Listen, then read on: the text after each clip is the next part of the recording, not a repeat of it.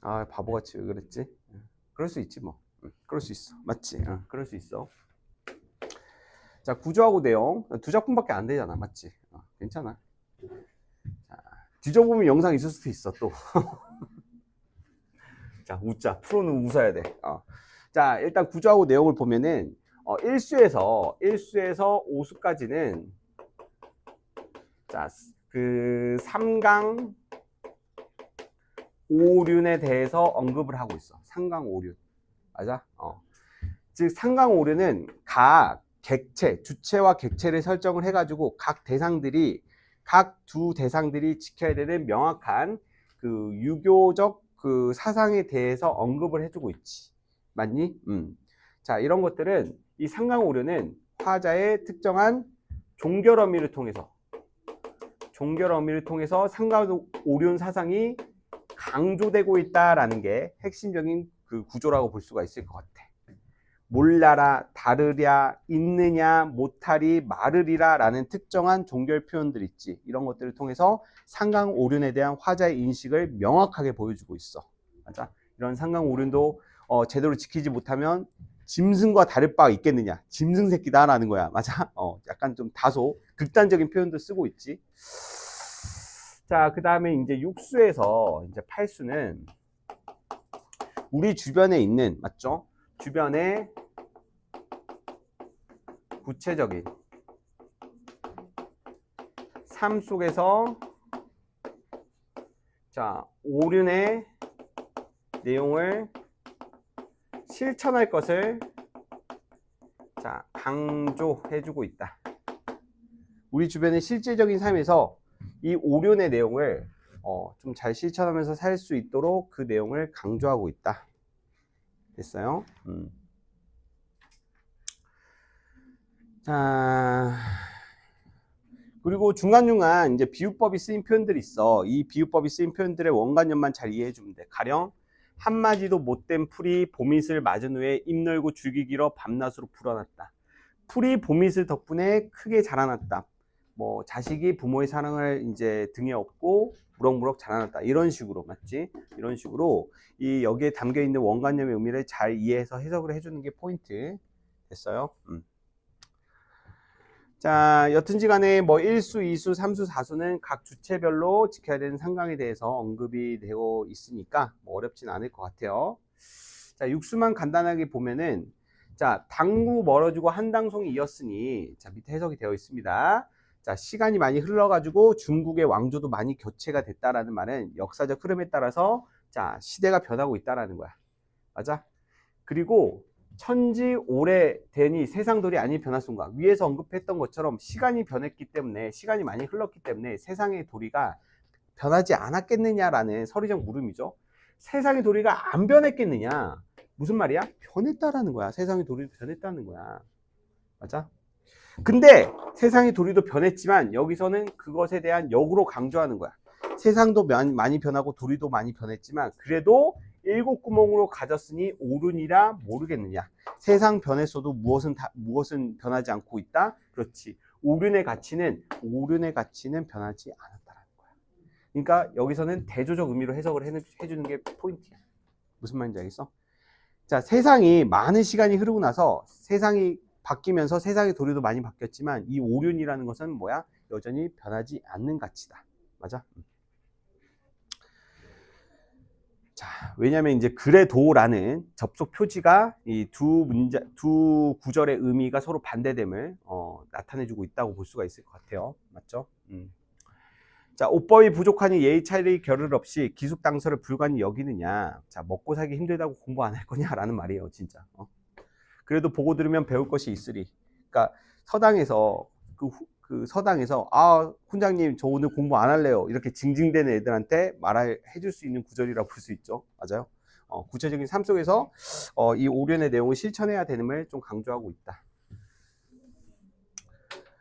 자, 이웃을 미워하지 마라. 이웃을 미우면 갈 데 없어. 한 고을이 버리고 한 나라가 다 버리리. 자, 무슨 법이 쓰이고 있어요? 표현상의 특징을 보면 이웃, 고을, 나라. 무슨 법이에요? 무슨 법이야? 그러니까 이웃, 고을, 나라. 대상 이미지가 점점점 커지고 있죠. 점층적 전개가 나타나고 있죠. 됐나요? 이웃을 미워하게 돼서 이웃이 미우면은 어때? 갈 데가 없고, 그렇게 되면 한 고을이 망하고, 한 고을이 망하면 나라가 버린다라는 거야. 무슨 말인지 알겠어? 그러니까 이웃 간에 친하게 지내라라는 말이야. 층간소음이나 이런 것도 조심해주면서, 맞죠? 반려동물 이런 거 조심해주면서, 그리고 이제 아파트 세대 간 뭐 흡연 문제 이런 것도 잘 하면서, 그리고 이제 복도에 그 택배 같은 거 많이 쌓아두지 말고, 맞지? 자전거 같은 거 쌓아두지 말고. 맞아요. 저도 예전에 제가 지금 농원에 살고 있는 집이 주상복합형 오피스텔인데 넓어요. 그 복도가 엄청 넓은데 심지어 그 넓은 곳에 심지어 지나다니지도 못할 만큼 막 엄청나게 막 택배 엄청 쌓아놓는 사람들이 있어. 그래가지고 짜증나서 몇 번 민원도 걸고 했는데 그게 법적으로 그게 치워야 된대. 왜냐면 복도에 만약에 화재가 났을 때 복도에 막 이렇게 많이 쌓이고 있으면은 어때? 사람들이 대피할 때 피해를 볼 수가 있겠지. 그래가지고 복도에다가 그 택배를 쌓아두거나 뭐 짐을 쌓아두거나 이런 것들은 명백한 민폐라는 것을 요즘 사람들이 참 잘 모르고 있는데 여러분들은 그러지 마세요. 알겠죠? 진짜 별거 아닌 건데 이런 것들 사소하게 그 상식을 지키지 않고 이러면은 맞죠? 이렇게 피폐해질 수밖에 없어. 맞아. 좋은 말 나오겠냐고. 어쩌다가 딱 마주칠 수가 있잖아. 그러면은 이 사람이었구나 라고 하면서 좋은 말이 나가겠냐고. 저기요 이봐요 막 이러잖아. 맞지? 자, 그러지 말라라는 거야. 맞지? 다 좋게 좋게 살아야지. 안 그래? 자, 넘어가시고. 자, 이거 뭐야? 사우가 4명의 프렌드. 사우 4명의 친구. 맞죠? 자, 이 화자는 친구가 4명이나 있어. 맞지? 자, 너희들 친구 몇 명이나 있어요? 친구들 많아요? 본인 친구들 많아요? 친구는 제가 봤을 때 진짜 한 3명 정도? 2-3명 정도면 괜찮은 것 같아요. 2-3명 정도. 맞죠? 늘 느끼는 건데, 친구 많아봤자 아무 소용 없습니다. 맞죠? 친구 많아봤자 아무 소용이 없어요. 이제 얇고 넓게 사귀는 게 되게 좋다고 생각을 했는데, 두루두루 되게 친하게 지내는 게 좋다고 생각을 했었는데, 전혀 그런 게 아니더라고. 맞지? 자, 여튼지 간에 여기서는 자신이 가지고 있는 4명의 친구에 대해서 소개하고 있어요. 맞죠? 그 4명의 친구는 누구야? 자, 4명의 친구. 자, 여기서 구조와 내용을 좀 보면은, 자, 사우를 소개하고 있다. 이 사우는 누겠어? 이 각수별로. 1수, 2수, 3수, 4수. 어때? 그렇지. 얘네들 뭐야? 얘네들 사군자죠. 사군자. 맞지? 자, 매, 난, 국, 죽에서 이 사군자 중 난초를 제외한 매, 국, 죽. 맞죠? 난초를 제외한 매, 국, 죽 플러스 소나무. 맞죠? 얘네들이 이제 소개하고 있는데, 뭐 난초가 왜 빠졌냐 하면은 뭐 할 말이 없어요. 저도 모르겠어요. 난초를 왜 뺐는지. 이 사람은 뭐 난초보다는 소나무가 더 좋은 사람이겠죠. 맞아요? 근데 중요한 거는 얘네들 매, 국, 죽, 매화, 국화, 대나무, 소나무 얘네들이 무슨 속성을 가지고 있기 때문에 그렇지. 지조와 절개를 가지고 있음을 예찬하고 있다. 이렇게 보면은 뭐 아주 세상 무난한 거죠. 맞죠? 매난국죽송. 네. 보면은 다들 인간의 삶에 도움이 되는 것들이죠. 매화는 이제 매실나무 열매가 이제 매화의 열매가 이제 매실이잖아. 맞죠? 제가 매실 엄청 좋아하거든요. 국화야 이제 국화도 이제 뭐야? 꽃으로도 이제 그 전으로도 부쳐 먹고 맞지? 대나무는 이제 죽통밥 맞나요? 죽통밥. 자, 소나무는 어때요? 소나무의 그 소나무 나무에서 자라는 버섯이 무슨 버섯인 줄 알아요? 송이버섯. 송이버섯. 제가 제일 좋아하는 버섯이에요. 진짜. 여러분들 송이버섯 먹어본 적이 있을 것 같은데 저는 진짜 송이버섯을 진짜 구할 수 있으면은 돈을 안 아끼고 구하는 편이야. 제가 유일하게 미식에 돈을 안 아끼는 게 이제 송이버섯인데 그 송이버섯 사가지고 어떻게 먹는 걸 좋아하냐면 라면에 넣어 먹는 거 진짜 좋아요. 진짜 라면이 다른 음식이 돼. 진짜 나중에 송이버섯 그 구할 수 있으면은 라면에 한번 넣어서 먹어보세요. 그 부모님 몰래 먹어야 돼요. 부모님이 아시면 이 미쳤다고 해. 맞지? 이 비싼 걸 라면에 넣어 먹냐. 근데 일본에서는 송이버섯이라는 식재료를 엄청 귀하게 여겨가지고 송이버섯을 먹는 날에는 그 온 집안의 문을 잠그고 일단 송이버섯 식재료 손질에 모든 정성을 가한다고 해요. 왜냐하면 향이 엄청나게 잘 나니까 이 그런 급으로 취급을 해주는 거야. 향이 엄청나게 나니까 이 향이 밖으로 나가지 않도록 그렇게 귀하게 재료를 관리한다고 하더라고. 아무튼간에 사군자로 처먹는 얘기를 하고 있네. 자, 여튼지 간에 이제 이런 사군자하고 이 사군자가 이런 지조절개를 예찬을 하고 있는데 이 사군자의 속성이 무슨 속성이야? 외부의 시련과 고난에도 어때? 굴하지 않기 때문에 시련과 고난에도 굴하지 않기 때문에 이러한 지조와 절개를 가지고 있다라고 그 예찬이 되는 거지. 그렇다면 이 작품에서 지조와 절개를 가지고 있는 이미지 동그라미, 시련과 고난의 이미지를 가지고 있는 거 세모, 이 정도만 구분하면은 이 작품은 끝나는 거라고 볼 수가 있을 것 같아. 자, 한번 표시를 해볼까? 딱 봐도 중심 대상은 소나무, 맞지? 자, 풍상을 겪어도 야위는 줄 전혀 없다. 풍상을 겪어도 변함이 없다라는 거야, 맞지? 어쩌다 봄빛을 가져 고칠 줄을 모르느냐. 자, 지조와 절개라는 말은 어떠한 시련과 고난에서도 변하지 않는 자신의 신념을 말해요. 맞죠? 보통 이제 뭐 추위나 이제 겨울이라는 이제 계절적 배경은 이 만물이 보통의 만물 생명체가 본인의 어떠한 그 생명력을 발휘하기 힘든 환경임에도 불구하고 이러한 자연물들은 어때? 이 추운 겨울날에서도 생명력을 꿋꿋하게 잘 이어가고 있다라는 점이 예전 선비들이 이러한 속성을 부여해서 이 대상들이 예찬하게 된 계기가 되는 것이다. 자, 그렇기 때문에 필연적으로 이 대립구도가 나타날 수밖에 없다라는 거야. 오케이? 자, 독리의 심은 국화 귀한 줄을 아느냐? 당연히 설이겠죠. 귀하다라는 거야. 충강을 범패하고 엄상에 혼자 피니. 자, 어집어 청구한 내 벗이 다만 냉가하노라. 자, 꽃은 무한하게 많지만 그 중에서 매화를 심은 뜻은 눈 속에 꽃이 피어 한빛인 걸 귀하도다. 하물며 극한 향기는 아니 귀하고 어떻게 하리.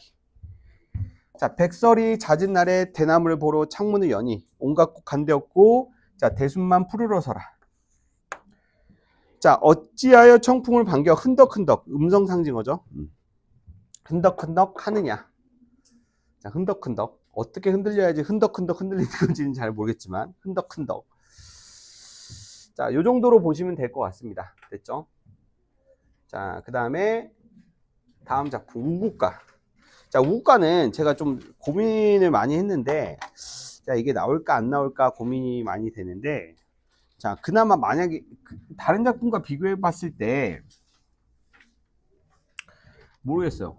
그러니까 이번에 수능 특강에 있는 연쇼의 작품들이 그렇게 막 그 작품성이 좋다거나 뭐 내용이 맛있다거나 이런 내용들이 많이 없어요. 그래가지고 제가 생각하기에는 그냥 진짜 연쇼 이번에 6평 때 그냥 털어낼 것 같아. 그냥 털어내고 9평하고 수능 때는 이제 가사로 딱 그 초점화 시켜가지고 출제를 할 것 같은데 근데 진짜 낼 만한 연시조들이 없어. 근데 그나마 내자면 그래도 우국가 내용 중에서 좀 낼 만한 게 좀 있지 않을까 생각이 됩니다. 그래서 우국가에 좀 초점을 맞춰주면 좋을 것 같아요. 우국가. 좀 귀찮긴 했지만 전문 다 해석을 해놨으니까 공부 꼭 하세요. 자, 우국가의 내용 보겠습니다. 구조 정리할게요. 27수나 되는 28수나 되는 내용들을 이거 하다가는 맞죠? 끝날 때쯤에 이제 점심 먹는 벨소리가 울릴 수 있을 것 같아 가지고 그러한 짓은 하진 않을 거고요. 이제 제가 봤을 때 해석이 좀 까다롭다고 생각되는 부분만 조금 수업을 하도록 할게요. 알겠죠? 자, 일단은 좀 보시면 전체적으로 이런 내용이 있어요.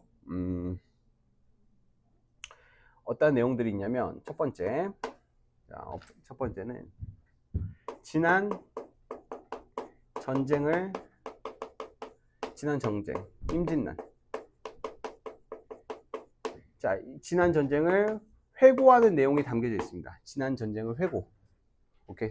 화자는 자, 그 임진왜란을 겪었던 문신이 아닌 무인이거든요. 군인이란 말이야. 맞지? 군인이었는데 지난 전쟁에서 자기가 능력이 없어서 맞지? 이제 그 큰 활약을 펼치지 못했다는 것에 대해서 뭐 아쉬워하는 그런 내용들이 아쉬워하는 내용이 지난 전쟁에 대한 회고하는 부분으로서 제시되는 부분이라고 볼 수가 있을 것 같아. 근데 중요한 거는 이 작품은 단순히 선상탄이나 이런 작품처럼 지난날의 전쟁의 상황을 회고를 하며 현재의 상황에 대해서 탄식을 하는 것에 그치지 않고 권계의 메시지를 가지고 있어. 그러니까 우리가 임진왜란을 겪었잖아. 임진왜란을 겪은 이유는 바로 뭐였어?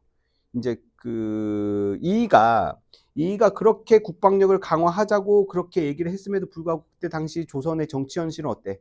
당쟁, 맞아? 서로 당을 나눠가지고 분당 정치가 서로 막 싸우는데 바빴잖아. 그래가지고 외구가 침입한 것도 모른 채 탈탈탈탈 털렸잖아. 맞아?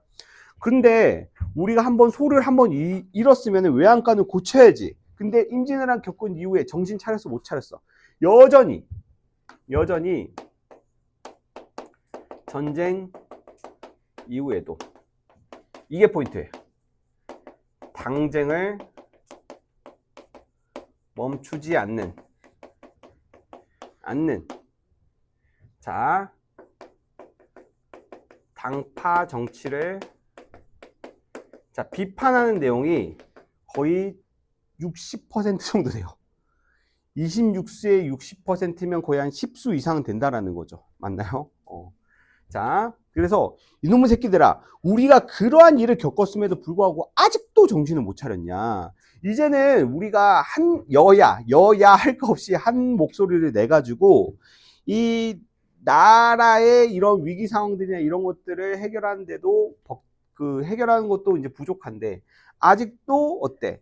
옷밥을 조금 더 가지려고. 그러니까 아직도 이 조금이라는 세속적인 재산을 좀 더 가지기 위해서 그러한 식의 그 이익을 추구하기 위해서 이렇게 싸우는 이런 당파 싸움들 제발 좀 그만해라. 비판. 약간 좀 타일르기도 해요. 중간에.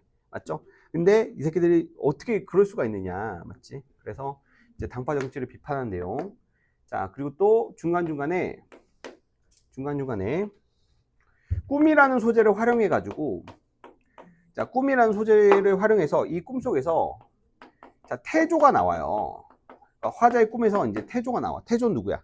이성계죠. 이 조선이란 나라를 건국했던 이 태조의 꿈에서 이제 화자의 꿈에서 태조가 이러이러해라 저러저러해라 라고 해가지고 이제 가이드라인을 제시를 해줘. 그래서 꿈속에서 나타나는 태조의 말을 자 전달하는 그런 내용도 있어요. 태조께서 이러이러 저러저러 하라고 하셨다. 그래서 이 말대로 이렇게 하려면 우리가 지금 바삐 움직여야 된다. 뭐 이러한 내용도 담겨져 있습니다. 맞죠? 자, 그리고 또 지금 현재 국사에 대한 국가의 일에 대한 국사에 대한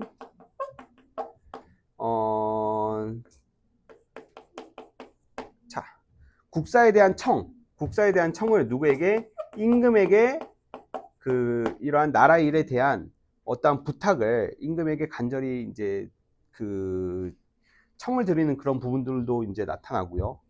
맞죠? 자, 이러한 전반적인 내용들이 결국에는 이 작품의 제목이기도 한 우국의 내용으로 귀결이 된다라는 거야.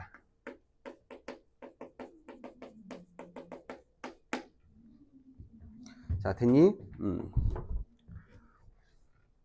자, 결국에는 이제 우국이라는 것에서 이제 시작을 해가지고, 맞지? 1, 2, 3, 4의 내용들이 쭉 나오고 있는 거예요. 무슨 말인지 알겠어요? 자, 그래서 한번 봅시다. 자, 1수.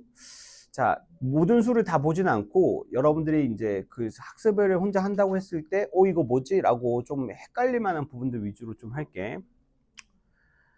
자, 2수부터 볼게.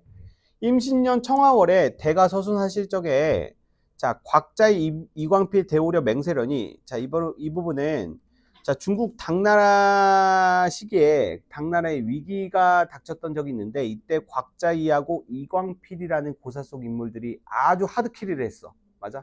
거의 페이커급 슈퍼토스 활약을 해가지고 이 당나라를 위기 상황에서 구해냈단 말이야. 근데 나도 이 인물들처럼 어때? 이 인물들처럼 나라에 그 큰 도움이 되고자 하였는데, 근데 이 몸이 부재. 여기서 부재 별표 쳐주시고, 원래 부재라는 것은 그 자리에 없다, 뭐 이런 뜻이지, 부재. 근데 여기서 부재는 재주가 없다라는 뜻이야. 무슨 말인지 알겠어? 자, 재주가 없어요. 밑줄 쳐주시고 별표 쳐주세요. 이 몸이 재주가 없어서 그 나라에 도움이 되지 못해서 노라라는 영탄형 종결 어미로 안타까워하는 정서를 강조하고 있는 거야. 무슨 말인지 알겠지? 내가 재주가 없어서 나라에 도움이 되지 못했어. 뭐 이런 내용이에요. 자, 그리고 오수 볼게요. 오수. 자, 오수에서의 내용은 자, 도적 온다 니마그리 아니와도 알리로다. 도적 오다 니마그리. 도적이 온다면으로 가정적으로 해석을 해줘야 되는 게 포인트. 도적이 온다면 누가 막겠느냐. 근데 오지 않아도 알겠구나. 이 말은 무슨 말이야? 그렇지. 지금 나라 막을 사람이 아무도 없다라는 거야. 무슨 말인지 알겠어? 나라의 현실을 개탄하고 있는 그런 상황들. 자, 도적이 온다면 누가 막겠느냐? 오지 않아도 알겠구나. 막을 사람이 있다 없다? 그렇지. 막을 사람이 없다라는 거야. 이 320주 이 넓은 나라 누구누구 힘써서 이 도적을 막겠느냐? 아무리 나 혼자 에고에고 한들 이 인심을 어떻게 하겠느냐? 사람들의 인심이 이미 바닥을 치고 있다라는 거야. 자, 그리고 또 자, 팔수는 아까 전에 언급을 했던 꿈에서 태조가 말한 내용들을 전달하고 있는 부분이에요. 꿈에와 이르시되 성태조 신령께서 강상궁 지으시고 수덕을 하라테라 라고, 자, 성태조 신령께서 태조 이성계가 요 말을 화자에게 전달했다는 거야. 야, 강상궁 짓고 그리고 수덕 덕을 쌓아라 라고 이제 얘기를 했어. 그래서 이 말을 듣고 어때? 조상님이 와가지고 이 소리를 해주잖아. 나라가 천년을 누릴 수 있다고 한다면 반드시 이 두 일을 하라고 하셨습니다 라고 해서 꿈속에서의 태조의 말과 그 태조의 말을 들었을 때 예상되는 그 결과값에 대해서 제시를 해주며 그 내용을 전달하고 있다. 자, 이해됐나요? 자, 한 수만 더 보고, 쉬는 시간 갖겠습니다. 11수 볼게요. 자, 배나 공부대답, 쌀지어 요역대답. 자, 여기서 공부하고 요역은 세금입니다. 맞죠? 자, 공부는 실제 내야 되는 그 세금을 말하고 요역은 어떤 노동력이 증발되는 그 세금을 말해요. 맞죠? 자, 중요한 거는 이 백성들의 힘든 삶을 나열해주고 있는 거야. 무슨 말인지 알겠어? 그래서 이런 식으로 공부대답하고 요역대답 하다 보면은 백성들은 어때? 먹고 살지 못해서 헐벗은 백성들이 많다라는 거야. 그래서 그런 백성들은 배고파 서러워하고 있다는 거죠. 그래서 자, 이러한 백성들이 힘들어하는 상황을 제발 좀 임금이 알고 은혜를 베풀어 주길 바라는 마음을 11수에서 제시해주고 있습니다. 알겠습니까? 자, 조금 쉬었다가 우국가의 몇몇 특정 구절들 몇 개 더 보고 그 다음에 독서 수업 진행을 하도록 하겠습니다. 자, 독서 교재 없으신 분들 있나요? 없어요? 왜 없어? 수빈이.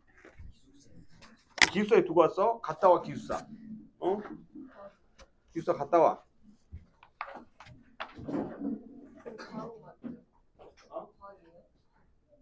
정신 차려. 아니에요? 맞아? 자, 12수를 보자, 얘들아.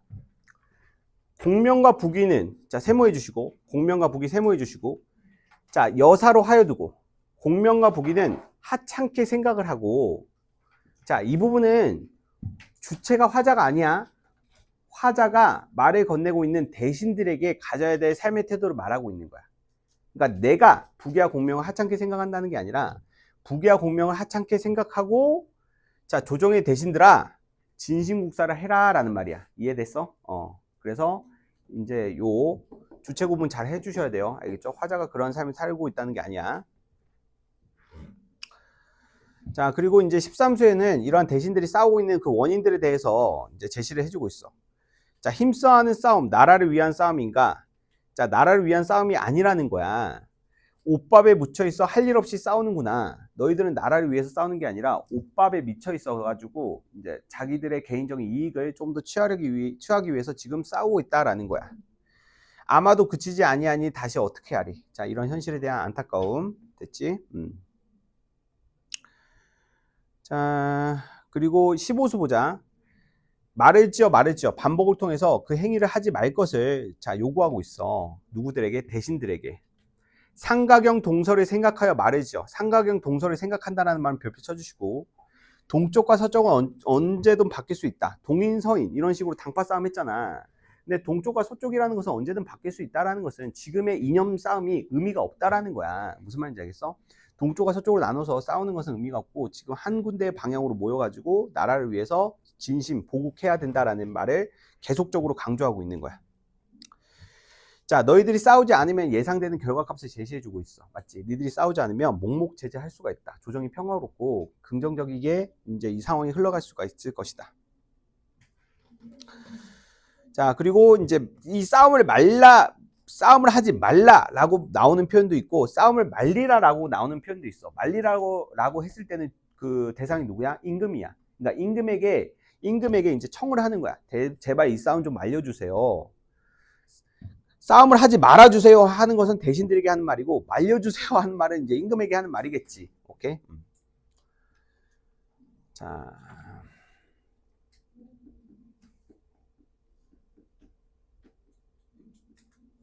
다 그거야. 좀 제발 좀 싸우지 마라. 이 새끼들아 무슨 싸움닭도 아니고 그만 좀 싸우지 마라. 뭐 그런 내용들이야.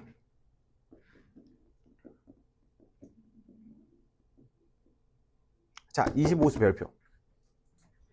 자, 25수 별표. 자, 봐봐. 천천히 보자. 싸움에 시비만 하고 공도 시비를 안 이는다. 자, 여기서 싸움은 세모해 주시고요. 싸움은 세모해 주시고, 공도는 동그라미 해주세요. 싸움의 세모, 공도 동그라미. 그 다음에 대립 표시 해주세요. 대립 표시. 자, 시비라는 말 자체는 중립적인 표현이야, 얘들아. 시비는 옳고 그름을 따지다 라는 뜻이야. 그러니까 시비라는 말 자체는 어떠한 그 정보가 없어. 중립적인 정보야. 그래서 이 구절을 어떻게 해석해야 되냐면, 쓸모없는 당파 싸움에 옳고 그름만 따지고, 그리고 올바른 것을 논의하는 것은 옳고 그름을 따지지 아니하는구나 라는 거야. 무슨 말인지 알겠어? 그러니까 공도 시비를 해야 되는데 싸움에만 시비를 하는 현실을 비판하는 거야. 이해했니? 그렇게 해석을 해주는 게 좋아. 자, 그리고 이 부분은 정강법이 쓰였는데 정강법 이해할 수 있지. 이미지가 점점 줄어드는 거야. 나라가 굳건하면 집이 굳건하다. 근데 집만 돌아보고 나라를 돌아보지 않네. 그 대상이 누구야? 이건 신하들에게 하는 말이겠지. 자, 27수, 28수하고 마무리할게. 어와 거짓일. 거짓일은 허사로구나. 허사로 해석해 주는 게 중요해. 그러니까 무가치한 것이구나. 어와 허사로구나. 금은 500과 같은 귀한 재물도 다 허사로구나. 이러한 허사라고 볼 수 있는 금은 500을 이 장안 백만가에 한양에 누가 이러한 허사와 같은 금은 500을 지니고 있느냐라는 말이야. 왜 화자는 금은 500이라는 이 물질적인 재산을 허사라고 이제 보냐면 어즈버 임진년 티끌이 되니 거진일만 여기노라. 그렇지. 임진왜란 때를 생각을 해보자 이거야. 수많은 재산을 축적하고 있었던 사람들도 임진왜란을 겪고 나서 뭐가 됐어? 알거지가 됐지. 그러니까 지금 이렇게 재산을 많이 축적을 해놔도 어차피 전쟁 터지면 휴지 조각이 된다는 거야. 무슨 말인지 알겠어? 자, 그렇기 때문에 지금 이런 재산을 쌓는데 급급해 하지 말고, 자, 나라를 걱정하고 나라를 다시 세우는데 좀 신경을 쓰라라는, 자, 그러한 그러한 목적으로 이러한 구절을 썼다. 이렇게 생각을 해주면 좋을 것 같아. 자, 공명을 원치 않는데 부귀인들 바랄 소냐. 일간목에 고초히 혼자 앉아 이렇게 오늘도 나라 걱정을 하면서 하루를 보내네. 내용 자체가 우국 뭐 이러한 식의 우국, 그러니까 국이라는 소재가 들어갔다는 점에서 평가원에서 그렇게 선호하는 소재는 아니긴 하지만 연시주 자체가 좀 나올 만한 게 없어요. 그래서 그나마 좀 우국가 좀 신경 써서 봐주면 좋을 것 같습니다. 알겠죠? 뒤에 있는 문제 신경 써서 선별했으니까 꼭 풀어보시고요. 알겠어? 자, 독서하겠습니다.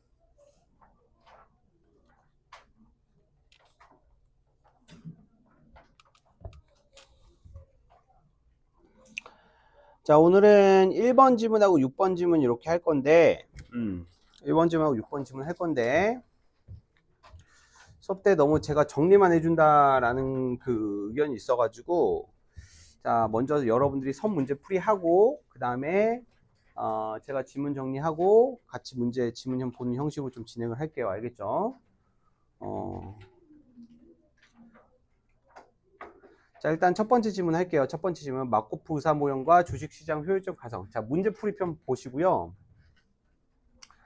자, 문제 풀이편 보시고,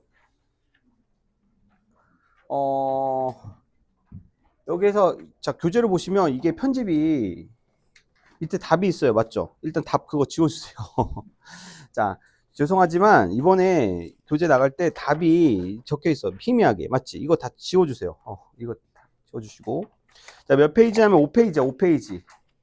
5페이지인데 답을 좀 지워주세요. 잘 안 보이기도 하죠, 근데 사실. 저도 잘 안 보여가지고 제가 인쇄 제대로 한 줄 알았어요. 근데, 이거는 실수했습니다, 제가. 실수가 많아요, 제가. 제가 이런 남자예요. 실수가 많아. 자, 아무튼 간에 이거 좀 지워주시고, 자, 요 네 문제, 여러분들 풀고, 그 다음에 저랑 정리하고, 문제 풀어보는 방식으로 진행을 하도록 하겠습니다. 자, 지문 독해하고 문제 풀이까지 12분 드리도록 하겠습니다. 자, 시작.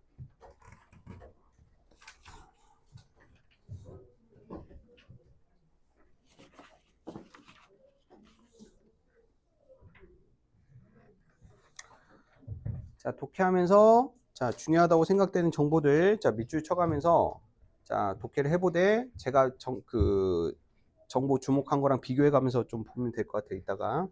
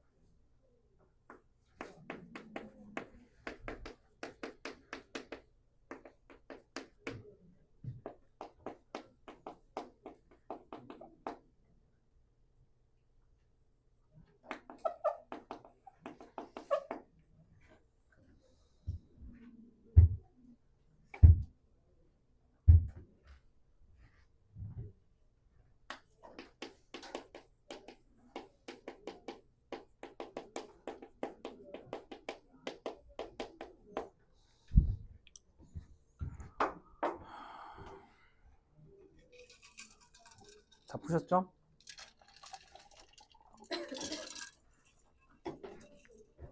봅시다.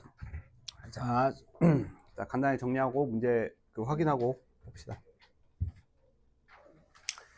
자, 일단 전 페이지로 돌아오시고 정리. 자, 정리 파트로 돌아오세요. 정리 파트로.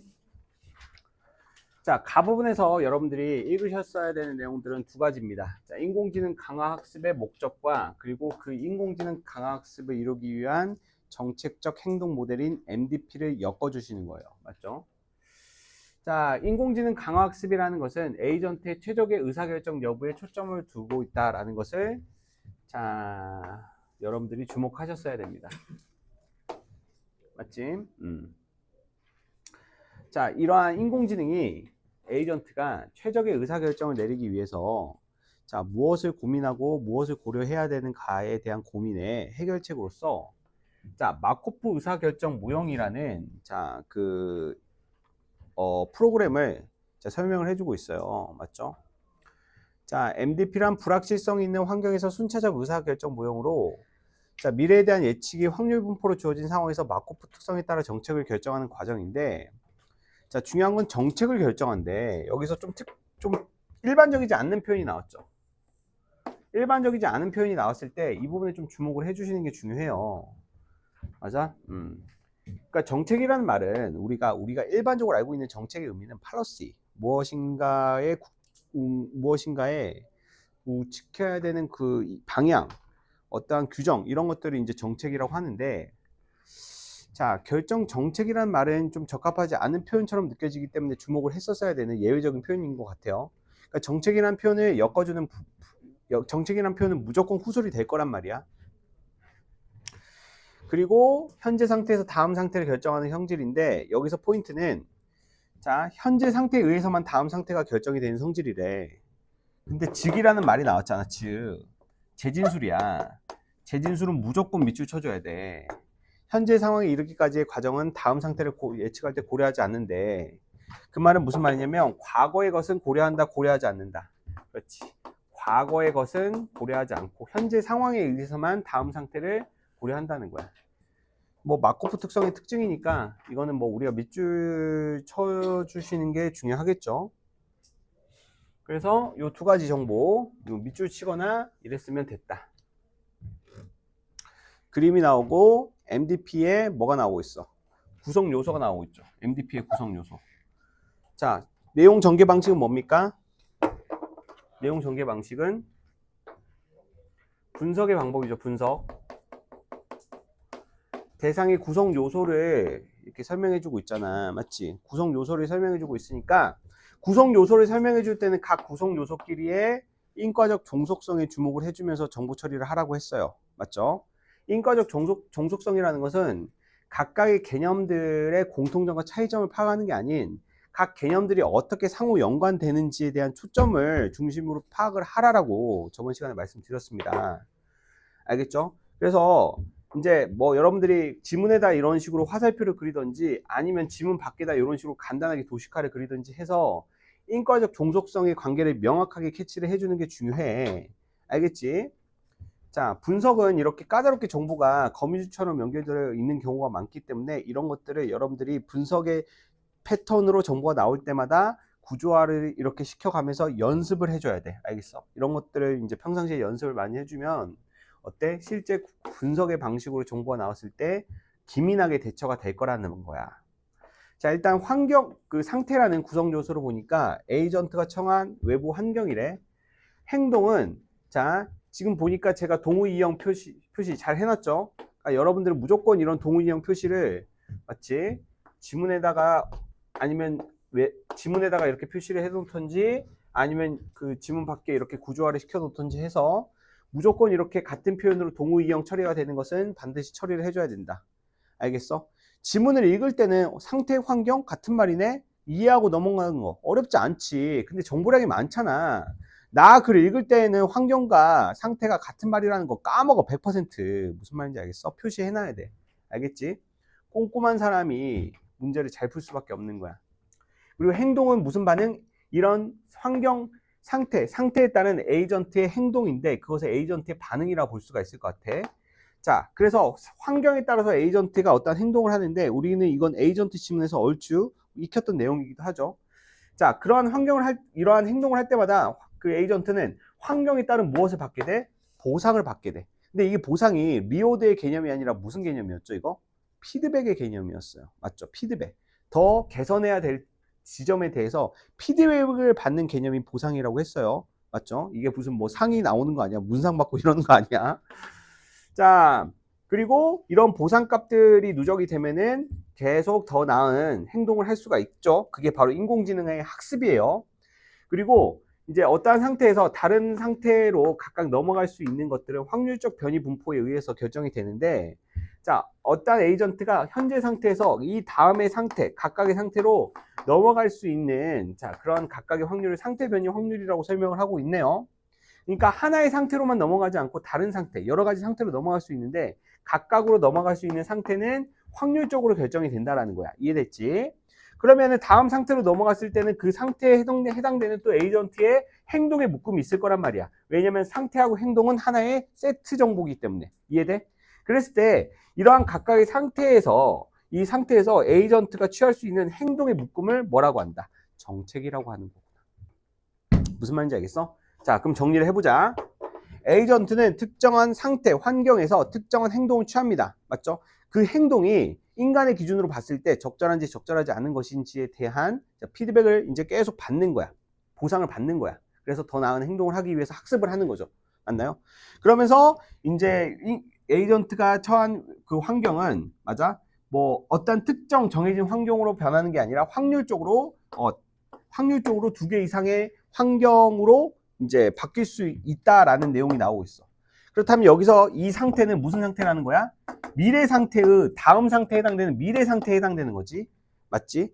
그렇다면 이 미래 상태에 해당되는 그 상태에서 각각의 에이전트들이 뭐 또 다른 그 상태에 맞는 행동들을 하겠지.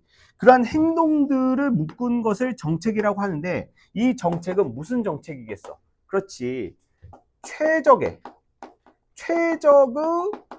행동을 묶은 정책이라고 볼 수가 있어야 돼.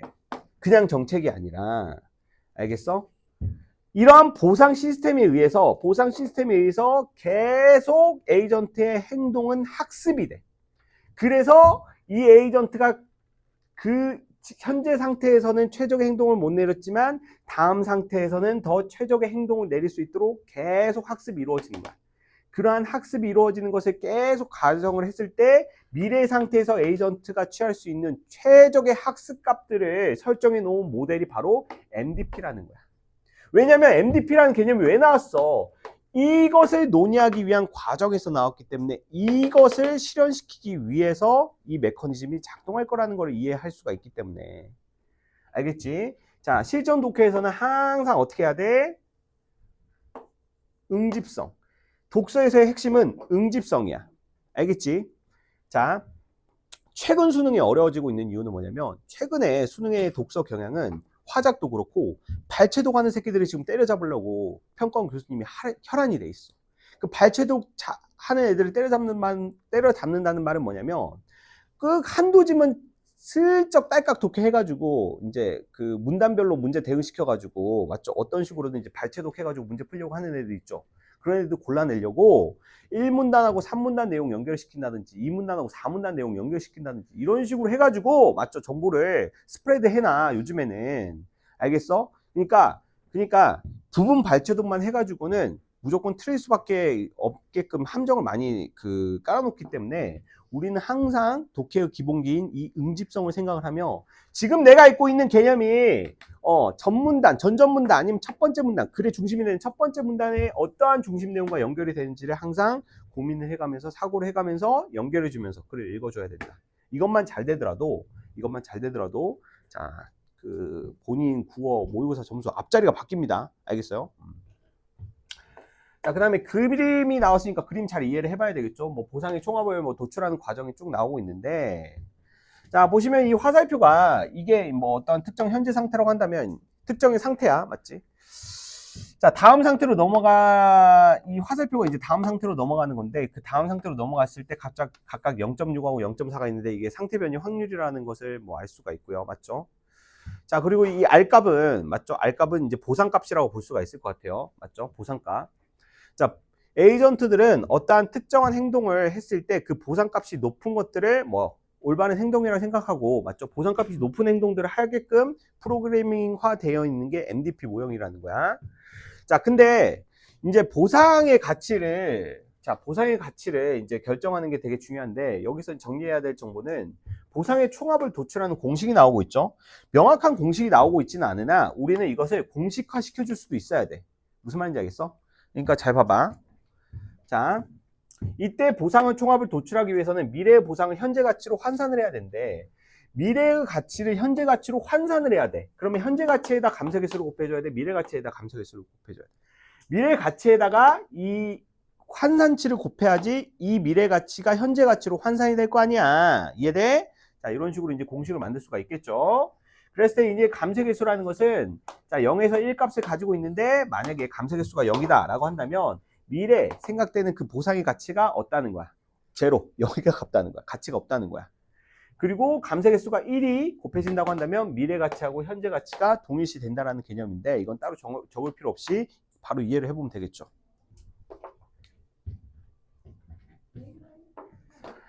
자, 그리고 보상과 감세 개수가 정해진다고 한다면, 자, 여기서는 미래 가치에 대한 보상이고, 자, 이건 현재 가치에 대한 보상인 거죠. 그래서 무슨 값과 무슨 값이 정해지면, 미래 가치에 대한 보상값과 이 감세 개수의 값이 정해지면은 무엇을 구할 수가 있어? 현재 가치에 대한 보상값을 명확하게 알 수가 있잖아. 맞지? 이 행동이 어떠한 특정한 미래의 행동을 했을 때 이 행동이 가치가 있는지, 밸류업을 한지 아닌지는, 자, 우리가 계산을 할 수가 있다는 거야. 그렇기 때문에 어떠한 개념을 구할 수가 있다? 상태 가치의 최대값과 행동 가치라는 개념을 구할 수가 있다. 자, 상태 가치라는 건 뭐냐? 자, 어떠한 상태에서 미래에 발생할 수 있는 보상의 총합인 상태 가치와 미래에 발생할 수 있는 보상의 총합은 감세 개수가 곱해진 거야, 안 곱해진 거야? 그냥 이거는 미래에 발생할 수 있는 보상의 총합이란 말만 봤을 때는 감세 개수가 곱해지지 않는 거야. 그냥 보상의 총값을 이제 그냥 오버올 해놓은 거야. 그 상태에서 특정 행동을 취할 때 기대할 수 있는 보상의 총합 행동 가치를 구할 수가 있대. 자, 보상의 총합인 행동 가치는 감세 개수가 곱해진 값이라고 볼 수가 있겠죠. 이때 행동 가치의 최대값은 상태 가치와 동일하대. 이 말이 이제 중요한데, 이거는 제가 설명할 필요도 없이 뒤에 또 잘 설명이 되어 있네요. 맞죠? 글이 아주 친절해. 맞지? 이는 최적 행동을 선택을 했을 때, 이 최적 행동이라는 것은 바로 뭐야? 보상의 값이 최대화되는 행동만 선택을 했을 때 그 행동의 묶음으로 나타날 수 있는 가치의 합이 무엇? 그렇지. 미래에 얻을 수 있는, 자, 가치의 보상값의 총액과 같아진다는 점이야. 무슨 말인지 알겠어? 즉, 마코프 의사결정의 최선의 선택의 모형들은, 최적의 정책들은 이 행동 가치가 최대값이 되는, 즉 상태 가치의 최대값과 행동 가치의 값이 같아지는 그런 행동들의 묶음으로 이루어진, 자, 정책으로 만들어진 프로그램이, 자, MDP라고 볼 수가 있는 거예요. 알겠어? 자, 그리고 저는 이 두 개의 글이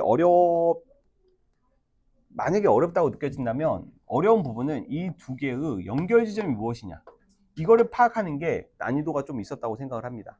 난도가 좀 있었어요. 그러니까 문제는 좀 쓰레기처럼 문제는 조금 좀 이상하게 나오긴 했는데, 맞죠? 수특은 지문에 비해서 문제가 조금 구려가지고, 맞죠? 좀 아쉬운 부분이긴 한데 뭐 어쩔 수가 없죠. 맞죠? 억울하면 뭐 내가 직접 만드는 거 해야 되는데, 맞지? 그런 말 있잖아. 야구 경기. 아, 저 새끼들 왜 야구를 이렇게 못하냐. 이러면 야구 선수가 이 말이 하잖아. 억울하면 니들이 뛰던가 이런 말 하잖아. 맞지? 억울하면 내가 만드는 거 해야지.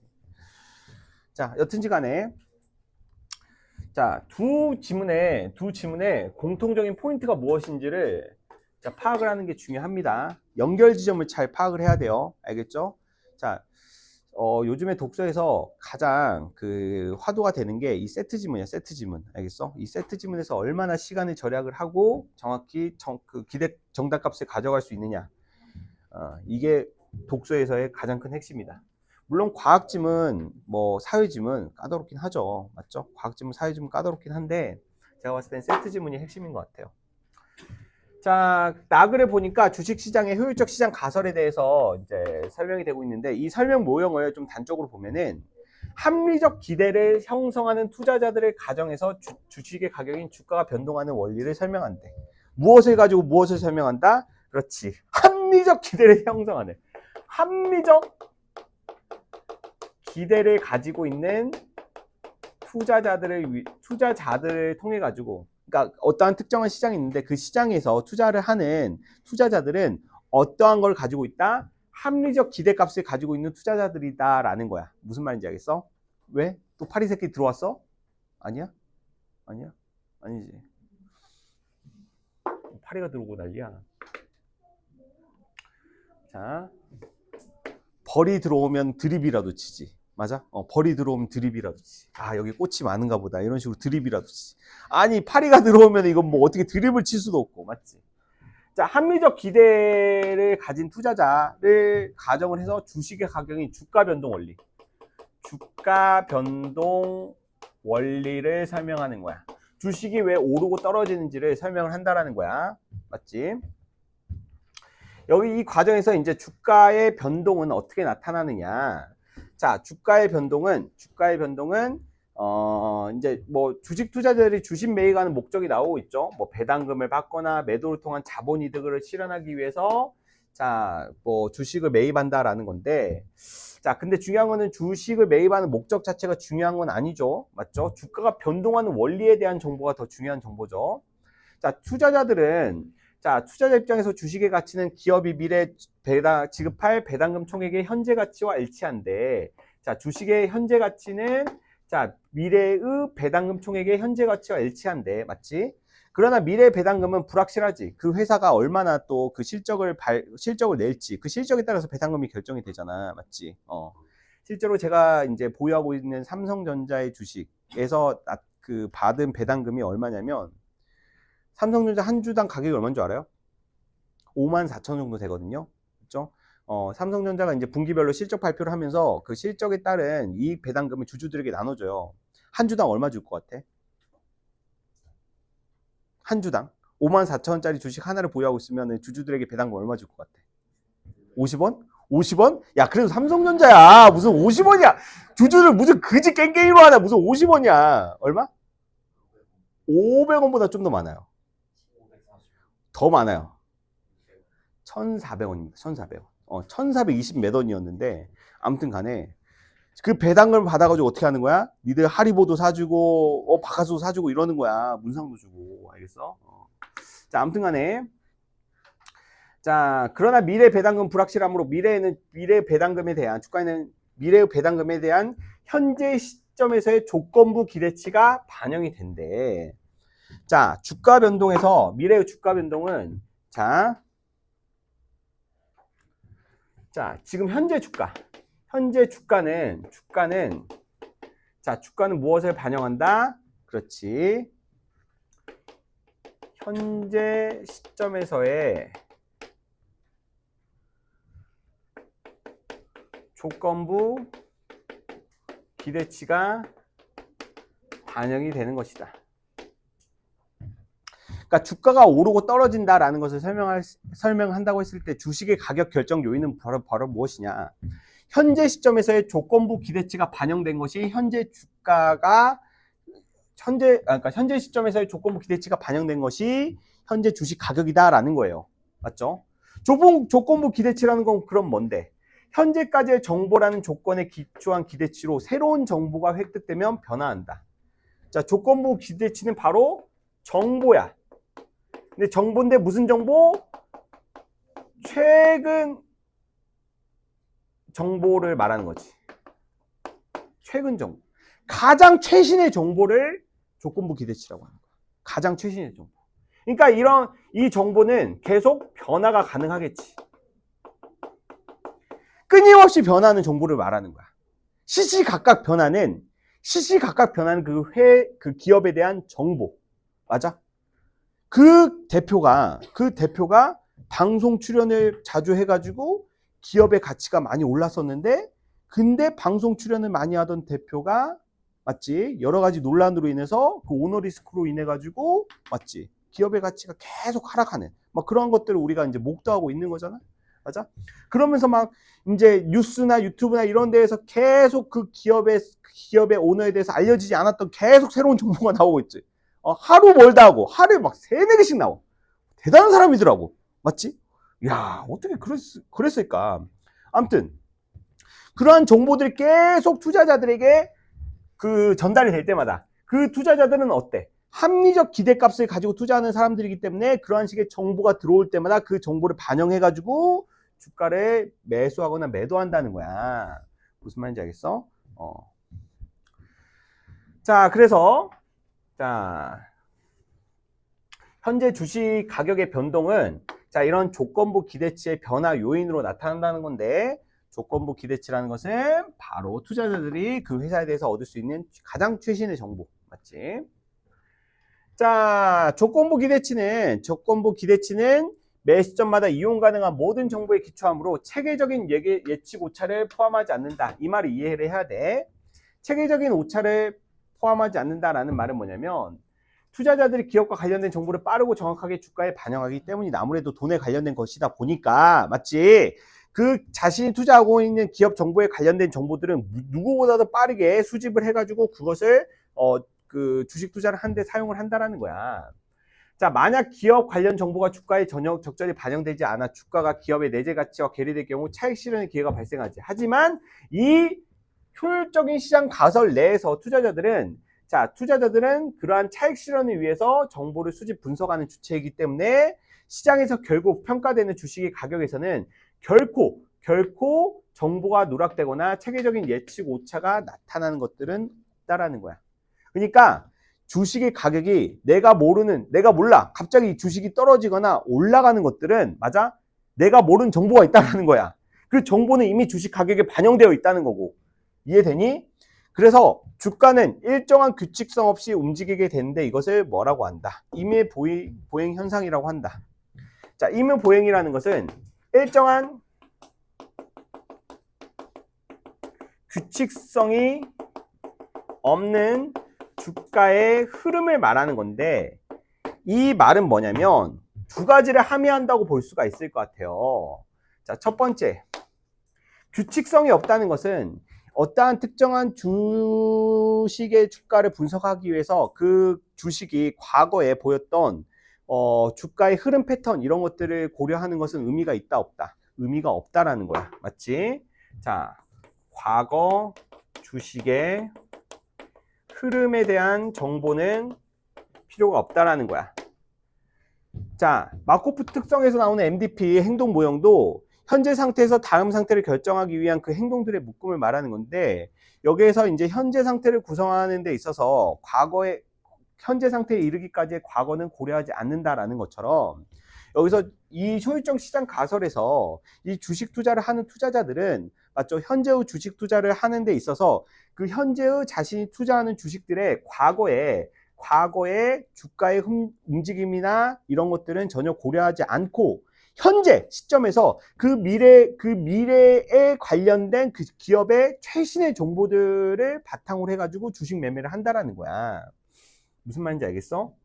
그렇기 때문에 이러한 효율적 시장 가설을 신봉하는 사람들의 입장에서는 뭐 어떠한 특정한 주식 매매를 하는 사람들 중에서 과거에 그 특정 주식이 보였던 과거에 뭐 차트를 통해 가지고 차트 분석을 통해 가지고 뭐 주식 투자를 하는 사람들을 어때?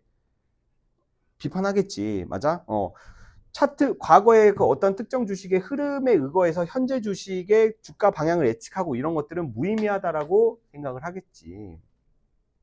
자, 됐니? 그리고 또 두 번째는 주가는 일정한 규칙성이 없고 항상 주가에는 최신의 정보가 반영되어 있다라는 거야. 그러니까 주식 투자를 하는 투자자들은, 맞지? 자기가 얻을 수 있는 최대한의 정보를 이용해서 차익 실현을 하려는 주체이기 때문에 주식의 가격이 오른다는 것은 어떠한 특정한 정보가 반영됐다는 것을 의미해. 그것을 내가 알고 있냐 모르고 있냐 이것뿐이지. 알겠어? 그러니까 주식은 무조건 어때? 미래의 기대 가치의 총합이 무조건 현재 가치에 반영되어 있다라는 거예요. 알겠어? 그 기업의 현재 가치를 나타내는 게 절대 아니야. 알겠지? 미래 기대치에 대한 총합이 현재의 주가의 가격에 다 반영이 되어 있다는 거야. 다. 무슨 말인지 알겠어? 그래서 어떤 특정 대통령 관련 테마주 같은 경우에는 그 대통령 선거가 있기 전까지 매섭게 올라다가 대통령 당선이 되면은 무섭게 떨어지는 거야. 무슨 말인지 알겠어? 자, 그 다음에 마지막으로 이제 효율적 시장의 특징만 정리하면 끝날 것 같아요. 만약 현재의 주가가 알려진 정보의 일부만을 반영하고 있다면 투자자들은 반영되지 않은 정보들이 향후 가격에 반영될 것을 기대하는데, 근데 사실상 효율적 시장에서는 그러한 시장의 주식의 주가에 반영되지 않은 정보는 있다 없다? 없다고 보는 거야. 무슨 말인지 알겠어? 만약에 그런 정보가 있다고 한다면 이미 주가에 반영이 됐을 것이기 때문에. 무슨 말인지 알겠지? 그러니까 모든 정보는 다 어때? 주식의 가격에 즉각적으로 반영이 된다는 거야. 즉각적으로. 알겠어? 그래서 자, 계속 반복되고 있죠. 효율적 시장에서의 특징. 자, 해당 주식의 가격은 여기서 반복되고 있어. 최신 정보, 즉 미래 가치. 자, 무엇을 하고 있다? 반영이 되고 있다. 자, 봐봐. 그렇다면 이 두 개의 질문 연결해 보자. 이제 이게 핵심이야. 자, 마코프 의사결정 모형과 그리고 효율적 시장 가설에서 공통적으로 묶일 수 있는 개념이 바로 뭐야? 어떠한 현재 상태에서 다음 상태를 결정함에 있어서 최적의 행동을 할 때 그 최적의 행동을 고려하는 모형과, 그리고 주식 투자를 할 때 그 주식 투자를 할 때 현재의 주식 가격을 바탕으로 해서 최적의 주식 투자를 하는 것들. 맞아? 이런 것들은 자, 이 두 개의 공통점은 바로 뭐냐면 이 미래 가치를 결정하는 요인이 현재 가치로 환산돼서 나타나고 있다라는 거야. 무슨 말인지 알겠어? 미래에 발생할 수 있는 자, 확률적 예측치에 관련된 미래 선택에 관련된 모든 정보나 자, 환경과 이런 것들이 다 현재 가치로 환산돼서 나타나고 있다라는 것이 두 개의 질문의 공통점이죠. 그게 읽어내는데 어려움이 있었던 부분이라고 생각이 됩니다. 자, 문제 한번 풀어볼게요. 자, 가와나의 설명으로 가장 적절한 것은 자, 이게 정답이죠. 1번. 가와나는 모두 미래에 대한 예측이 불확실한 상황에서 최적의 결정이 도출되는 모형에 대해서 설명하고 있습니다. 아주 좋은 문제예요. 자, 그리고 2번은 좀 아쉬운 문제. 맞지? 자, 이거는 뭐 특정 문장 하나로 나오는 문제죠. 이런 문제 너무 아쉬워요. 어떤 상태에서 행동에 따른 보상은 직전 상태의 행동에 영향을 받는다? 아니죠. 과거의 것들은 영향을 받지 않는다고 했어요. 맞죠? 이거 너무 쉬웠고 넘어갈게요. 자, 기업과 니은을 이해한 내용으로 가장 적절한 것은 기업과 니은이 뭐냐? 마코프 특성. 그 다음에 니은은 뭐겠어? 뭐 주식? 효율적 시장이죠. 자, 가장 적절한 것은 자, 두 개의 공통점은 바로 뭐예요? 현재와 미래의 가치를 다르게 평가함을 전제한다? 아니죠. 미래에 대한 최선의 예측은 어때? 현재에만 의존을 함을. 맞죠? 미래에 대한 최선의 정보를 현재에만 의존을 한다는 것은 현재 가치로 계산을 해가지고 판단을 하고 평가를 한다는 거야. 여기서도 어떤 주식 투자를 할 때 활용을 하는 것은 바로 뭐야? 조건부 기대치잖아. 조건부 기대치는 미래에 대한 예측치야? 아니야. 현재까지 들어온 가장 최신의 정보인 거야. 맞아? 가장 최신의 정보. 무슨 말인지 알겠어? 자, 그렇기 때문에 미래에 대한 최선의 예측은 현재에만 의존함을 전제하고 있다. 이 문제 상당히 좋았던 문제입니다. 알겠죠? 자, 임의보행이죠. 임의보행. 자, 여기서 보시면 가장 적절한 것은 합리적 기자란 경제 주체가 경제 변수를 예측할 때 이용 가능한 모든 정보를 바탕으로 미래를 합리적으로 예측하는 것을 의미한다. 그러나 경제 주체가 모든 정보를 완벽하게 이용할 수 있는 것은 아니기 때문에 합리적 기대가 완전한 예측을 보장하지는 않는다. 합리적 기대 하에서도 예측 오차는 발생할 수 있지만 새로운 정보가 입수되면 즉각 수정되어 동일한 오차가 반복되지 않는다. 반면 과거의 주가 변화만을 기준으로 미래의 주가를 전망하는 경우 같은 예측 오차가 지속적으로 반복되는 체계적인 예측 오차가 발생될 수 있는데, 근데 이제 효율적 시장 가설 내에서는 이러한 체계적인 예측 오차가 나타나지 않아. 맞지? 과거의 값들을 고려하지 않고 과거의 값들을 고려하지 않고 계속 그 입수가 되는 새로운 정보만으로 파악을 하기 때문에. 무슨 말인지 알겠어? 과거에 발생한 예측 오차가 장기간 지속적으로 발생할 수 있다. 어디? 의무 보행이 나타나는 효율적 시장에서? 아니죠. 효율적 시장에서는 그게 발생할 수 없죠. 맞아요? 예측에 기반이 되는 정보가 쌓일수록 예측의 정확성이 낮아질 수 있다. 이건 말도 안 되죠. 현재 정보가 많이 쌓이면 쌓일수록 뭐 예측의 정확성은 오히려 높아질 가능성이 높겠죠. 과거에서 현재까지 나타난 경향성이 미래까지 과거를 고려하지 않는 거죠. 맞죠?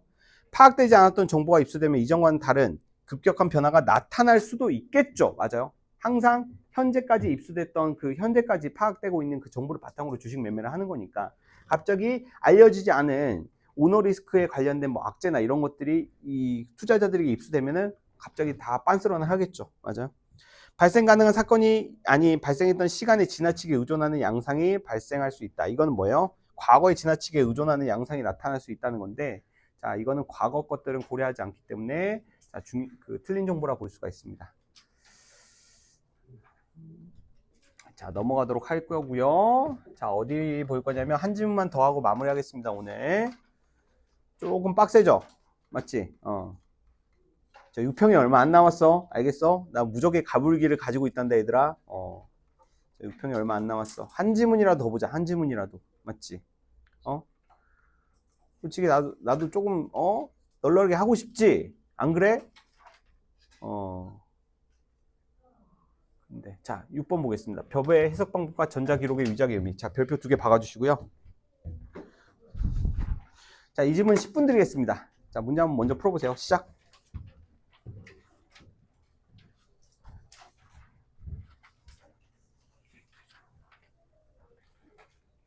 자, 힘내세요.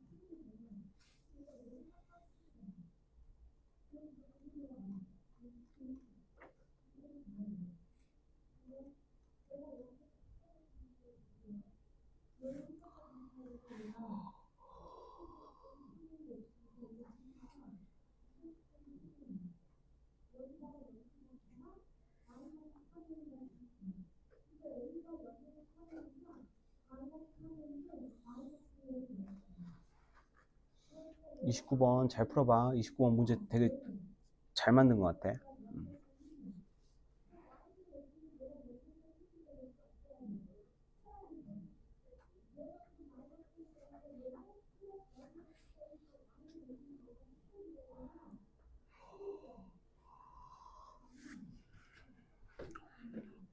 하리보 먹을 사람.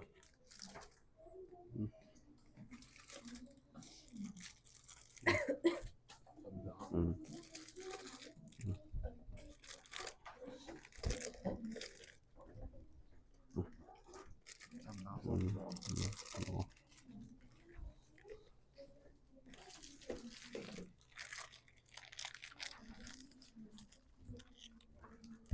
아, 배고파.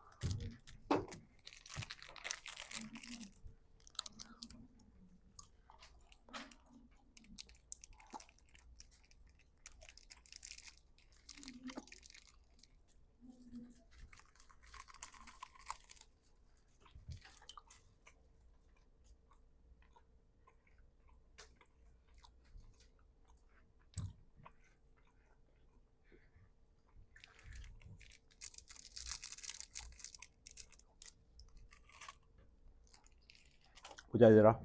보자.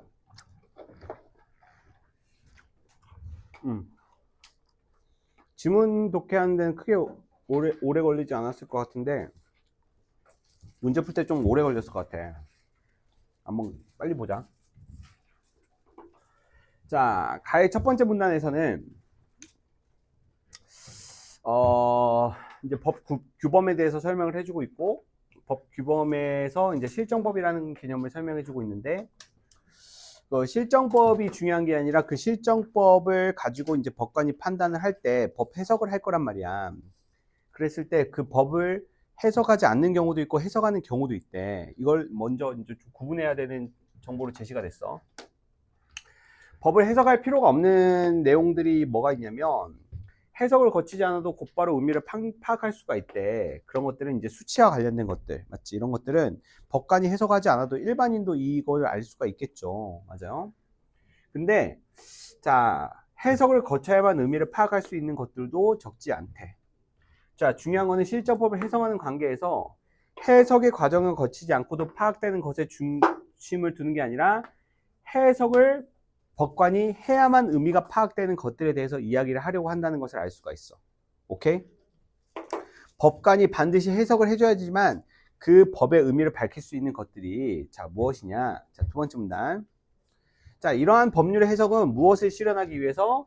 자, 그렇지. 일상적으로 사용되는 의미를 탐구하기 위해서가 아니라 법의 이념을 잘 실현하기 위해서 이러한 법의 해석을 한다는 거야. 법의 이념이라는 건 뭔데?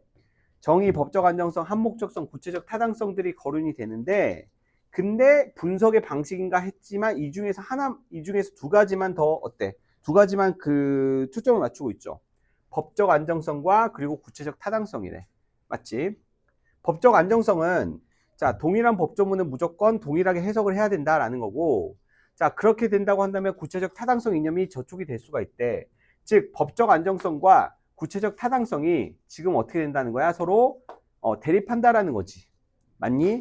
같은 것은 같게 해주는 게 법적 안정성이잖아. 사안을 달리하는 상황이라도 동일하게 법조문을 해석하는 거야. 물건을 훔친 사람에게는 몇만 원 이하의 벌금과 몇 개월 이하의 징역에 처한다. 뭐 그런 식의 법조문이 있다고 한다면 절도를 저지른 사람한테는 다 어때? 그 법을 적용을 해가지고 처벌을 해야 되겠지. 근데 먹고 살기 힘든 기초수급 생활자인 할아버지가 마치 게다가 국가유공자였어. 그런 사람이 국가로부터 어쩌다가 지원이 끊겨가지고 먹고 살기 힘들어가지고 편의점에 가서 빵 한 봉지를 훔쳐서 드셨단 말이야. 그걸 가지고 사회적으로 도덕적으로 비난하는 가할 수 있겠냐 이거야. 그걸 가지고 법적 안정성을 지킨답시고 그 할아버지한테 벌금을 때린다거나 징역을 때려버리면은 구체적인 타당성이 떨어질 수가 있다라는 거야. 그러니까 구체적 타당성이라는 것은 그 상황에 맞게끔 무엇을 해주는 거야. 법관이 적극적으로 그 사정을 고려해서 해석을 하는 것이 이제 구체적 타당성 이념이라고 생각을 해주시면 될 것 같아요. 자, 근데 자, 이러한 과정에서 대법원의 판결은 뭐 구체적 타당성도 중요하긴 하지만 자, 뭐 내에서 법적 안정성 내가 중요해. 내에서 구체적 타당성을 고려하라라고 자 가이드라인을 제시했네요. 맞죠? 자, 구체적 타당성도 중요하긴 해. 하지만 모든 이런 사안에서 이런 구체적 타당성을 다 고려해주면 어때? 처리가 안 되죠. 일처리가 안 되죠. 그러면 법 같은 거 왜 있는 거야? 어차피 다 봐주고 이럴 거면은 안 그래? 그런 거 사정 고려해가지고 이건 이래서 봐주고 저건 저래서 봐주고 이러면은 어때? 그럼 나라가 개판이 되겠죠. 자, 실정법 해석의 목표는 무엇일까? 이에 대해서는 실정법이 적용되는 시점이 법이 가지는 의미를 밝히는 것이라고 보는 견해. 자, 이건 좀 기니까 이거는 기억. 자, 실정법 제정 당시의 입법자의 의도를 밝히는 것이라고 보는 견해. 이걸 니은. 자, 이렇게 볼 수 있을 것 같아요. 실정법 해석의 목표는 기억과 자, 니은이 있는데 자, 기억은 어디가 포인트야? 얘들아? 그렇지. 적용 시점이야. 적용 시점. 그러니까 현재 시점에서 법이 가지는 의미를 이제 밝히는 거고, 그리고 니은은 무슨 시점? 과거 시점에 법이 만들어질 당시의 법의 의도, 입법자들의 의도를 고려하는 거니까 현재 시점과 과거 시점의 그 법의 가치에 따른 해석이 차이가 있다라고 볼 수가 있겠네. 자, 해석의 목표는 법조문의 의미를 파악하기 위해서 활용되는 방법들인 해석 방법과는 다른 의미지만, 자, 해석 방법은 무슨 개념이야? 법조문의 의미 파악하기 위해서 활용되는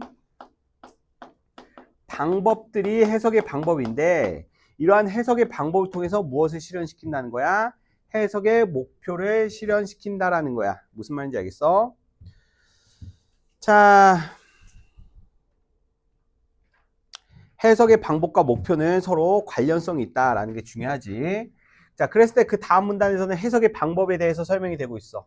자, 물리 해석, 체계적 해석, 역사적 해석, 목적론적 해석 세 가지가 있는데, 자, 물리적 해석은 말 그대로 그 법조문 자체에서 쓰인 단어나 문장의 의미를 국어 어법에 따라 파악하는 물리 해석이다라는 거죠. 그러니까 법조문 그대로 법조문에 쓰인 문장과 단어 그대로 해석하는 게 물리적 해석. 알겠어? 뭔가 주관적인 사견이나 해석 이런 거 없이 그냥 법조문에 담겨있는 의미를 그대로 해석하는 방법이 물리적 해석. 자, 체계적 해석이라는 것은 그 해당 해석 대상인 법조문의 의미를 비슷한 내용을 규정한 다른 법조문과의 비교. 다른 법조문과 비교하는 거야. 무슨 말인지 알겠어? 비슷한 내용을 다른 법조문과 비교를 해가지고 종합적으로 체계적으로 판단한다는 거야. 즉 하나의 법조문, 하나의 사안에 대해서 한 개의 법조문만 가지고 파악을 하는 게 아니라 여러 비슷한 사례를 다루고 있는, 여러 비슷하게 걸릴 수 있는 여러 법조문의 내용들을 고려해서 해석을 하는 게 체계적 해석. 자, 역사적 해석이라는 것은 자, 입법 과정에서 논의된 내용에 부합하게 해석하는 거. 입법 과정 논의를 고려. 그러니까 법이 제정됐을 당시 그 법을 만들기 위해서 왜 법을 만들었는지, 무슨 상황에서 그 법을 만들려고 하는 시도가 나왔는지에 대한 과거의 사료를 참고를 해가지고 해석을 하려고 하는 게 역사론적 해석. 자, 그 다음에 목적론적 해석은 법조문이 실현하고자 하는 목적 달성하기에 적합한 내용으로 해석하는 거. 자, 법조문의 목적만 생각하는 거야. 법조문의 목적 자체만 자 고려해서 해석을 하는 게 목적론적 해석이래. 각각의 케이스가 어때? 자, 분류가 되고 있기 때문에 자 이것들은 이제 공통점과 차이점을 바탕으로 해가지고 실제 사례에 대응이 되겠죠. 자, 해석 순서를 보겠습니다. 해석 순서를 보면은 자. 물리 해석만으로는 법조문의 의미가 명확하게 파악되지 않을 때 비로소 다른 방법들을 사용할 수 있다고 했는데, 이에 대해서는 반대하는 견해를 찾아보기 어렵다라는 것은 무조건 뭐가? 물리 해석이 요게 뭐라는 거야? 요게 원칙이라는 거야. 물리 해석이 원칙이라는 거야. 그러면 2, 3, 4는 그 순서 관계가 있느냐? 나머지 것들은 어떤 것이 우선적으로 적용돼야 하는 것인지에 대해서는 대법원의 입장이 불명확하고 학자들 사이에서 의견이 일치되어 있지 않다라는 것은 얘네들은 어때? 어때? 상황에 따라서 자, 결정이 될 수가 있겠구나 라고 볼 수가 있겠죠. 됐네요. 자, 낙을 보겠습니다. 자, 이 문서와 관련된 범죄를 설명하고 있죠. 자, 위조는 자, 자격이 없는 사람이 자, 무단으로 문서를 만들어내는 행위, 문서 생성. 자, 변조는 자격이 없는 사람이 문서를 변경하는 거. 허위 작성은 자격이 있어. 자격이 있는 사람이 어떻게 하는 거야? 말 그대로 다른 내용으로 허위로 작성하는 거야. 허위로, 거짓으로 작성하는 거야.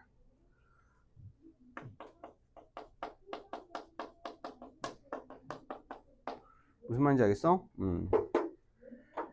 자, 근데 중요한 거는 문서 관련 범죄는 이 세 가지가 이루어지면서 플러스 무엇도 있어야 된다? 의도도 있어야지 범죄가 될 수가 있다. 맞지? 맞아? 너희들이 위조 지폐를 만들었어. 위조 지폐는 좀 심각해서 그거는 바로 만드는 것만으로도 범죄가 될 수 있기는 하네요. 위조 지폐는. 자, 근데 너희들이 이제 재수생들이야. 맞지? 재수생들은 외출하려면 외출증이 있어야 되거든. 맞아? 그래가지고 어떤 애가 외출하고 싶대. 맞아? 외출하고 싶은데 외출증 좀 써주세요 해가지고 내가 야, 무슨 외출이야? 너 너무 외출 많이 했어. 외출 꺼져. 이랬는데 얘가 지가 외출증을 어때? 지가 스스로 만들어가지고 그걸 제출하고 나갔어. 그럼 뭐가 되는 거야? 위조가 되는 거야. 무슨 말인지 알겠어? 그리고 나는 외출증을 써줬는데 얘가 외출이라는 글자를 싹 지우고 조퇴를 바꿔가지고 조퇴를 나갔네? 그럼 뭐야? 변조가 되는 거야. 변조. 맞아? 변조. 자, 그리고 이제 허위 작성이라는 것은 내가 이제 조퇴증이나 외출증을 내가 이제 만들 자격이 있으니까 내가 이제 그걸 만들어 준 건데, 근데 이제 학생이 없는 애들, 그러니까 예를 들어서 내가 다 관리하고 있지 않은 애들에 대해서도 막 그런 외출증을 만들어. 맞지? 근데 그게 내가 뭐 취미로 만들거나 이럴 수도 있는 거잖아. 맞지? 말도 안 되긴 하지만. 그러니까 이런 것들만으로는 범죄가 될 수 없고, 그런 것들을 사용하려는 의도가 있어야지 범죄가 될 수 있대. 자, 문서 종류를 보면 이제 공문서랑 사문서가 나오는데, 공문서, 사문서 구분하는 것은 어렵지 않을 것 같아요. 근데 공문서 같은 경우에는 위조, 자, 변조, 자, 허위 작성 모두 처벌이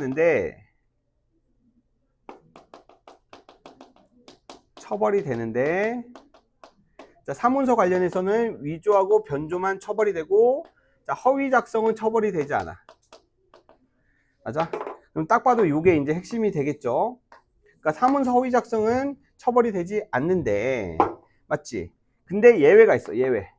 예외는 자, 의사의 진단서는 사회적 파장이 크겠죠. 의사가 진단서 허위 작성하면은 어떠한 결과까지 나타날 수 있어.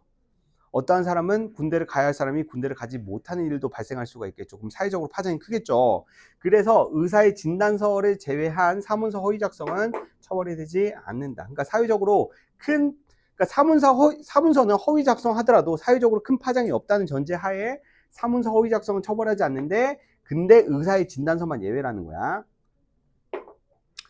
자, 그리고 세 번째 문단은 이 글의 핵심이라고 볼 수 있는 전자기록 처벌 법조문에 관련된 내용인데, 자, 요즘에는 자, 이렇게 종이 문서에다가 기록을 하지 않고 인터넷 데이터로 다 기록을 해 놓잖아.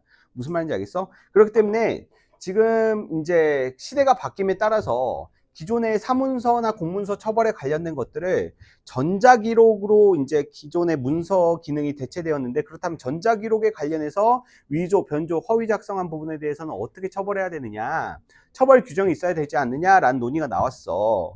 왜냐하면 죄형 법정주의가 있잖아. 맞지?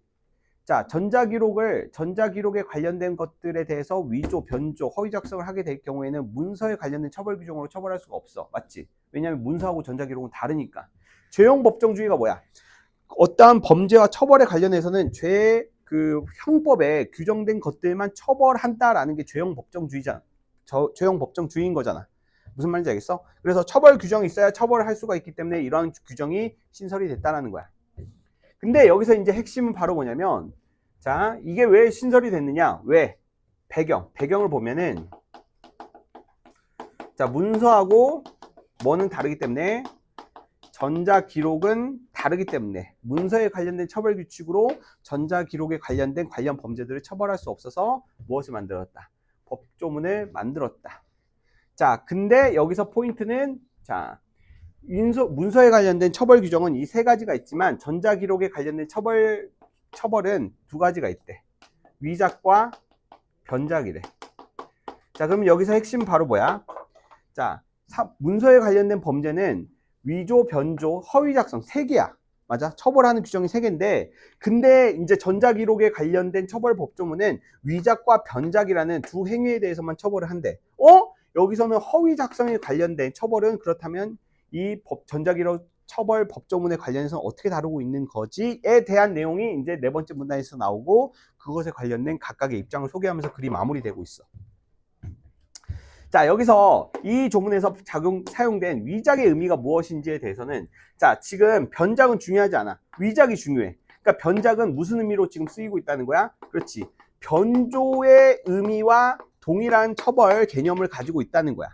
그랬을 때 이 위작이 허위 작성을 포함하냐 포함하지 않느냐에 따라서 다수 의견과 소수 의견으로 나뉜데 무슨 말인지 알겠어? 자, 위작에 따른 해석 차이에서 첫 번째 가라는 다수 의견은 문서에 관련된 조문에서 사용되는 위조와 허위 작성 모두를 가리킨다고 보았다. 자, 여기서 다수 의견은